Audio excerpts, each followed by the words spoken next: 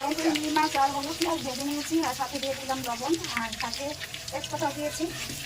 এটা দিয়ে আমি কচু ভাজা করবো, কচু শাক ভাজা। আর একটু ভালোভাবে ভেজে নেবো। অলরেডি ভাজা হয়ে গেছে। এখন দিয়ে দিলাম একটু আদা রসুন বাটা, এটা দিয়ে এখন একটু ভেজে নেবো। এখানে অল্প কিছু আর কাঁচা পেঁয়াজ দিয়ে দিলাম,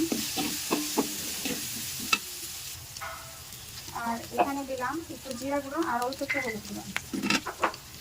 একদম হালকা মশলা দিয়েছি। সব মশলা ভাজা ভাজা হয়ে গেছে। এখন সাথে দিয়ে দিলাম রসুনটা থেতো করে দিয়েছি। আমি কিন্তু কেটে দিই, কেটে করা রসুনের ফ্লেভার বেশি থাকে, কাটা রসুনের থেকে। এটা আমার মায়ের কথা।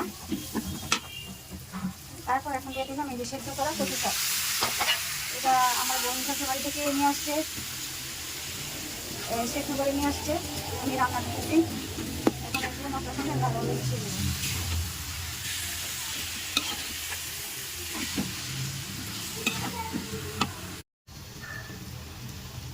বোন কাঁচামরিচ দিয়ে দিলাম। কচু ভাজি প্রায় হয়ে আসছে, এবার নামাই নিব। আর আমি কিন্তু কাঁচামরিচগুলো আস্তে আস্তে দিয়েছি। আর দেখতে পাচ্ছিলাম আমি এখানে কোনো ঝাল ইউজ করিনি, শুধু কাঁচামরিচ দিয়েছি যাতে বাচ্চারা খেতে পারে। আর এতদিন মাংস খাওয়ার পরে এই ধরনের সবজি খেতে খুবই ভালো লাগে। আর একটু পরে নামাই নিব, আর একটু ভাজা ভাজা করে। আর কচুতে বেশি করে রসুন দিলে, আমি তেঁতুল দেওয়া কচু আমার ভালো লাগে না। আর বেশি করে রসুন দিলে কচু গলা ধরে না। রসুন কুচিটা একটু বেশি বেশি দিলে কচুটা কখনোই গলা ধরে না।